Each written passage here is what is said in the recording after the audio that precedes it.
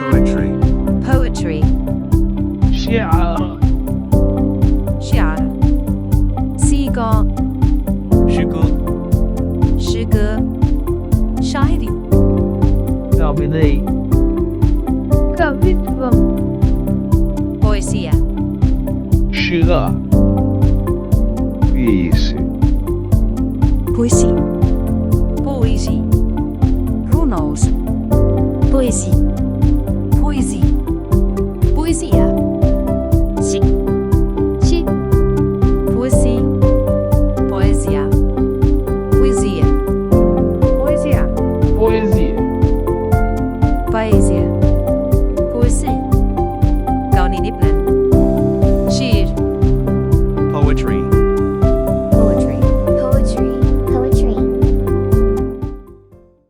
شعر من شاعر ومؤلف جينومر مانتيزا لينيز ماجستير في إدارة الأعمال 28 قصيدة قصيدة رقم 1 اللؤلؤة أصيلة شوفينية غالة مجرد الوجود مثل اللؤلؤ يلمع فوق التل لا يمكن لأحد أن يختم العزلة جعلت التميز رغم الصمت علاوة على ذلك تألق قهر الخلل يا له من موقف مفاجأة عظيم التحرك عبر ارتفاع الأرض لعدد من الجموع لا أحد يستطيع حتى أن يستنتج قبل وقت طويل من وجود البحر والإنسان يرغب في رؤيته لكنها تهرب الآن مباشرة إلى الأرض حتى بحرية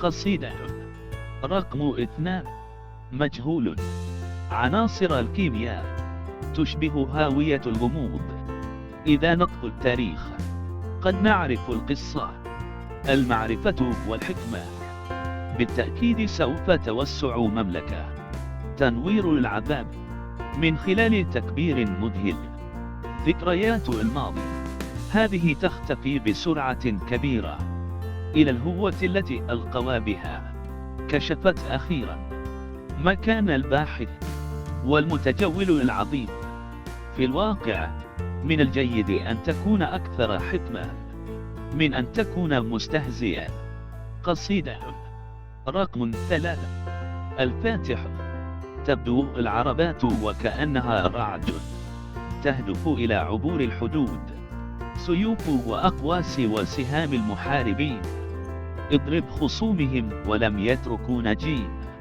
تجمع كل الدول المتحالفة للاحتفالات الرائعة شاهد الوجهات الجديدة من الأجيال القديمة الخضوع لرأيك إلى أعلى سيادة بدعم من الحركة لتسوية الأفق النهائي العيش في رخاء كل فرد لديه ممتلكات كافية بين كل بلد من معاهدة السلام الناجحة قصيدة عدد 4 قلب الكون الذي يسكن بحدود وتنقسم إلى مجرات محاط بالإمارات معروف بأنه الاحتمالات تحقيق العجائب سبر الباحث سوف يكتشف اللغز تدريجيا بواسطة الحاكم العبقري مراقب النجوم المذهول إنه يرمز للمؤمن الحقيقي أن سكان درب البانة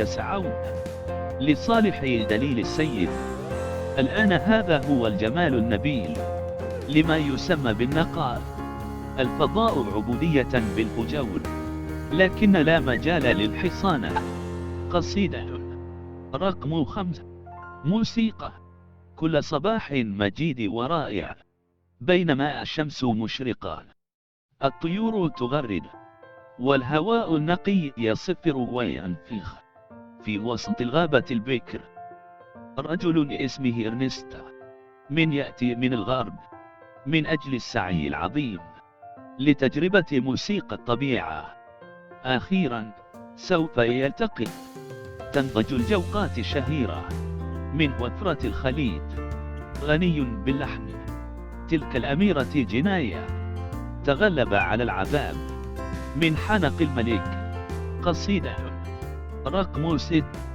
الحب يولد الأبطال في أنواع مختلفة من الحداد، فقط للنفي والحرق، الزئير والقرن المخادع. لقد تم إعطاؤهم فطيرة التفاح فقط للقبض وربطة العنق، لكنهم يرفضون ويموتون.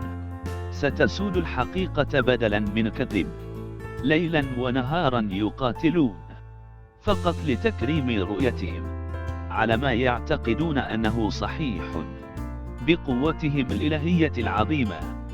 الكراهية المهزومة لم يعد يتجلى، وتم علاجها كحي ميت. قصيدة رقم 7. حياة هشة وثمينة، تنفس وعي في نظر الصالحين، إنه ذو مغزى ومنتصر. تم القبض على عيني بينما تتغذى الشمس المشرقة، وسوف يعذب الغروب. انظر كيف يتم تصنيعها. قانون الأرض المادي فاسد مع طلب الجائر، لكن القانون الروحي لأمر الله سوف يخلصنا بالتأكيد من خلال يده المحبة. أخيرا، لعنة الخلق سيظهر في الضيقة العظيمة إذا كانت تحتقر التصحيح من كلمات التعليمات المكتوبة. قصيدة رقم 8. فن توليفات مثالية تجلب التناغم، تتدفق بسرعة إلى ذكرياتك الحلوة عكس الكآبة الكبيرة، تتحول إلى سيمفونيات واضحة وضوح الشمس. الأسود والأبيض ألوان مشكوك فيها للغاية، النقاش الأبدي للأساتذة الخبراء، لكن استخدمك أدوات أساسية للمتعة من قبل المبدعين المشهورين. نتطلع إلى الإبداع من عمل البساطة لزيادة التعقيد من خلال موجة من المرونة. عقل القوة وقلب عاشق، شوق للاكتشاف، المعجب الحقيقي. قصيدة رقم 9. دموع الفرح، اللحم والدم الذي نقترض أمس واليوم وغدا. في الواقع تكافح الحياة مع الحزن حتى أنها تخترق نخاع العظام. الروح حذره تماما لأن الجسد شرير وخبيث، بينما الروح قوية وصالحة. هذه هي حريتنا في الاختيار، لذا دعونا نبتهج بهذا الفداء. أنقذنا من دمار الشر والحفاظ على التفاني الذي لا ينضب، إلى الكتاب المقدس بالخضوع، السير بنمط القداسة حتى نرى عظمة الله. جهز القلب بالإخلاص، امتنع عن الدخول في البرية. قصيدة رقم 10. منارة، رحلة الصيادين تبحر بهدوء لصيد الأسماك بكثرة. الطبيعة تعطي بسخاء لأولئك الذين يعملون بإخلاص، تغطي الغيوم الهزلية البدر تماما كما لو كانت داخل شنقة ضخمة، وتلاه إعصار قوي متمنيا إنهاء المأساة قريبا. رياح برية تهب عليهم بعيدا بينما تقودهم الأمواج إلى الضلال. نقطة الرغبة في معجزة للوصول إلى الخليج، لأنهم عرفوا أن هذا هو السبيل الوحيد. لقد ألقوا نظرة خاطفة على ضوء وامض، الوقوف على ارتفاع البحر على الرغم من تلك الليلة الحالكة، الوصول إلى الجزيرة بسرور. قصيدة رقم 11. حان مكان ساحر وساحر، وجه الأطعمة والنبيذ الأنيق مثل عقد الماس. الجميع يحب أن يحتضن بينما يقوم ديجاج بتشغيل الموسيقى. الأكل والشرب والرقص أساسيان، لكن الشعور بالأجواء محدد لتجربة منشط النخبة. كل لسان ستجده تشبع بيت الحفلة للاسترخاء. هذا فريد من نوعه، ربط رائع ومثالي. الطراز الفرنسي غزا مستقبل دبي، إضفاء الرضا على أوقات فراغهم، الوصول إلى الاقتصاد لهم دون المساومة على ثقافتهم. قصيدة رقم 12. استنتاج: يرمي الغلام الحصى في نهر المياه معتدلة الملوحة، سال لعابه خلق موجة دائرية وفقاعة، إنه رائع ولا ينسى، تماما مثل رد فعل الدومين، ومليئة بالمفاهيم الخاطئة، إنها ليست مراقبة التورية من تجربة حريصة، سيتجاوز الخطر لمن يرتكبون خطأ، وبالتالي تجنب نصف خبز لكل ما تصنعه، لذا كن يقظا دائما، وحماية طرقك قد يكون هذا كل الأيام، سوف تجد الخلجان الهادئة. قصيدة رقم 13. فرحة الشيب. السفر في جميع أنحاء العالم، بينما الأرض تتقدم في العمر، وبعد الظهر الثلج شديد البرودة، شراء حساء الذرة الساخنة مثل الذهب طعام ملموس للجسد، لكن الطعام الروحي لنعتزي به ولن تموت أبدا، عن طريق تناول الطعام المناسب للتغذية، الطبق الرئيسي الصحي للمطبخ مع مقبلات منمقة. في نظر الحمقى سيصبح أنانيا إذا كان الأساس العفن بشكل صحيح. هذا سهل جدا للبيع إذا كانت حازما وجريئا، لن تترك القائمة حظيرة أبدا. قصيدة رقم 14. جنة. الجزيرة ذات القلعة العتيقة، الفرسان يستعدون للمعركة للدفاع عن مملكتهم من المتاعب. اتفاق الدم على التوحد والاستقرار، فجر ضبابي وبرودة مع حديقة ملونة تتفتح، وفروع الأدغال ترقص بينما يندفع تيار النهر كما يتجول الأمير. استنشاق نسيم الهواء النقي الذي يحيط، سماع صوت الطبيعة، الشعور بالحرية وعدم الالتزام، مصنوعة بأيدي عادية مثل الأوهام، وهي حلول مؤقتة، بل خالق إلهي بخلقه، هي أبدية وخالية من الهلاك. قصيدة رقم 15. تطور.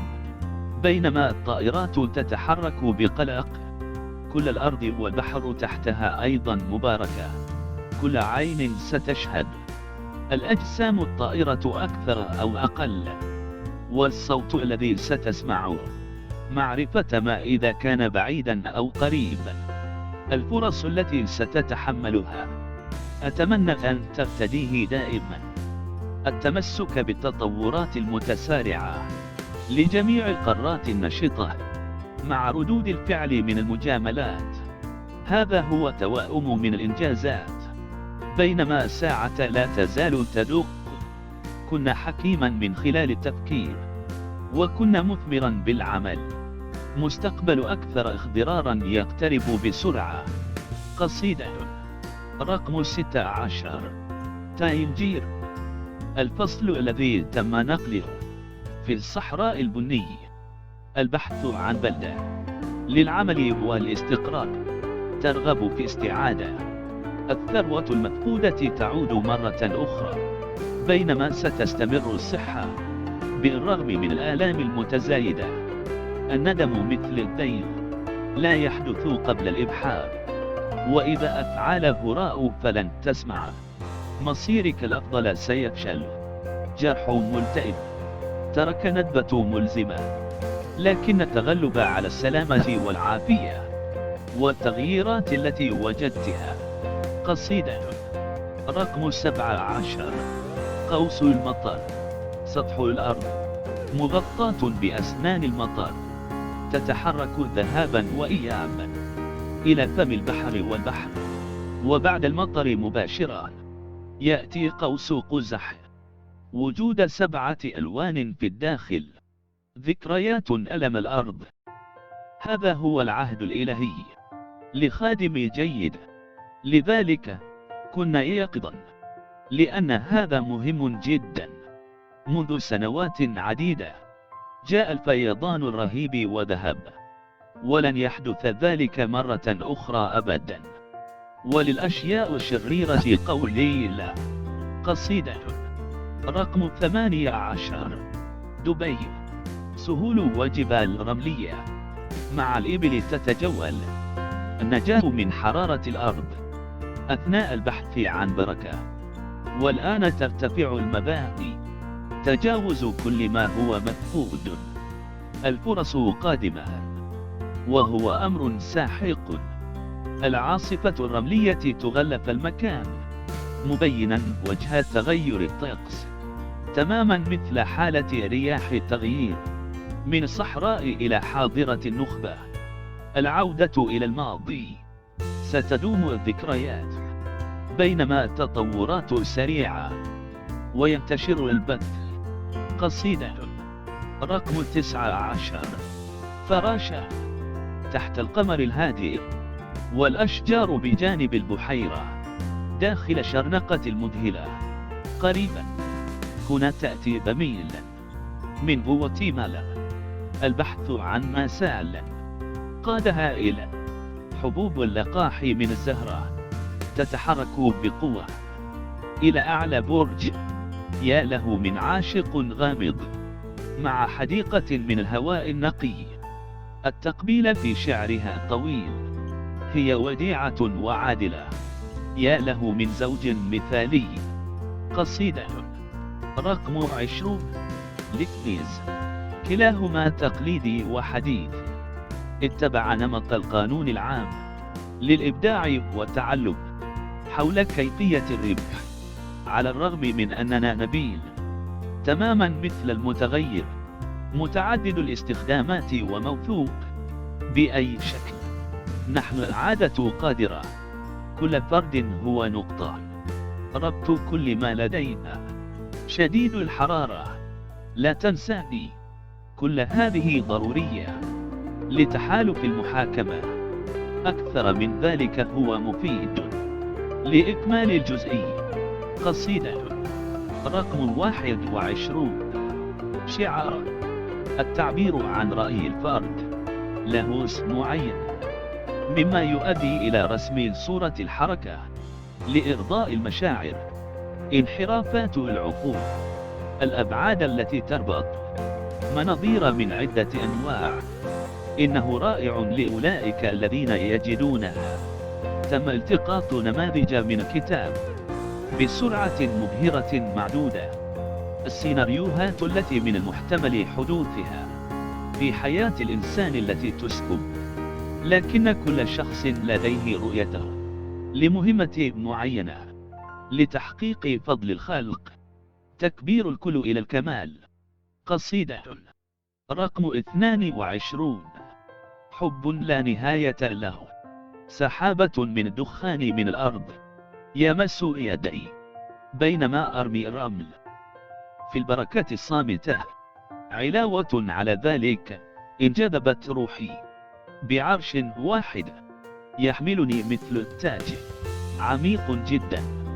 ومع ذلك قم بتسريع الثروة، أن تكون محبوبا باللحم. من سبتمبر إلى يونيو نأمل في المناعة، لذلك دعها تأتي في طريقي وهو مرحب به. علاوة على ذلك إنه رائع أيضا. علاوة على ذلك ليست مرهقة. قصيدة رقم 23. أنت وأنا.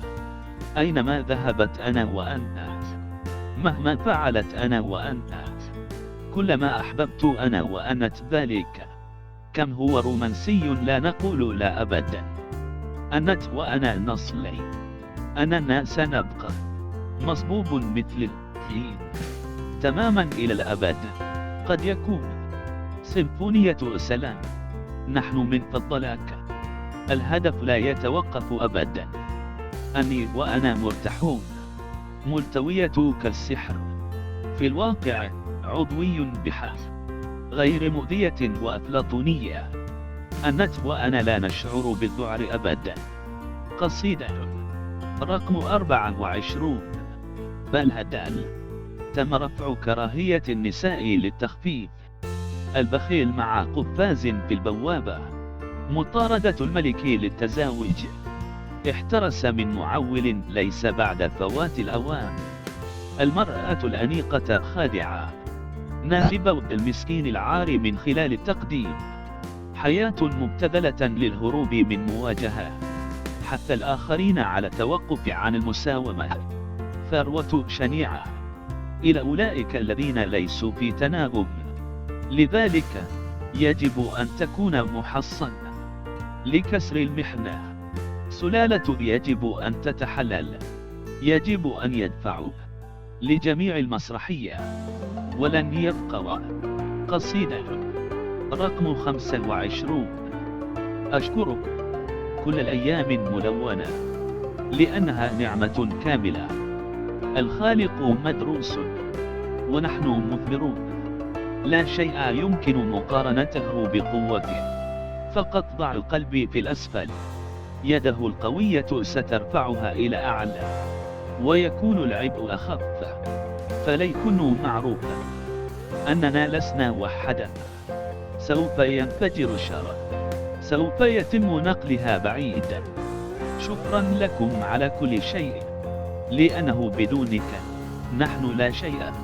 شكرا لكم على كل شيء. الحياة التي منحتها لنا شيء كبير. قصيدة رقم 26. من الفراغ إلى البركات. روحي لا تهدأ حتى مع ذلك مقيد. بينما السماء لا حدود لها. مثل العقل التفكير أقل لكن المكافأة أكثر. على الرغم من كل ما لديهم أكثر. تماما مثل الشاطئ تملأ اللب. كتفي ثقيلة لهم ذلك الحسد. للضريبة المتدفقة يؤدي إلى تشيفي لكن يدي خفيفة. لأولئك الذين لديهم البصيرة من قوته لن يتركنا ضيقا هكذا أبدا. قصيدة رقم 27. تمطر. يذوب من المطر. يسقط ويسافر مع الألم. لكن في الواقع مكسب كبير.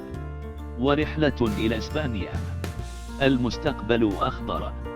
ودموع الغيب. لقد كان الحب من ملكة شابة. ونعم الحرية. دع الحكمة تتدفق بسرعة في المملكة. من سدوم التي لا توصف. شفاء الجرح لكن الندوب تحيط. لك ولي ملزمة بصوت داخلي. قصيدة رقم 28. عزم. عاليا فوق السماء. حلم لمحاولة. هتبكي. عميق جدا وجاف. البعض يتوب لعبور شعور. فرحة الانتماء لشخص محب. الحياة فقط للوفاء. مهمة الانسكاب. أولئك الذين يقتلون المرضى في الغالب لعمل الدبلوماسي. كشف حقوق العقوبة بعبور التقاطع. الحرية التي ليس لها اعتراض. شعار من شاعر ومؤلف جينومير مانتيزالينيس. ماجستير في إدارة الأعمال. 28 قصيدة.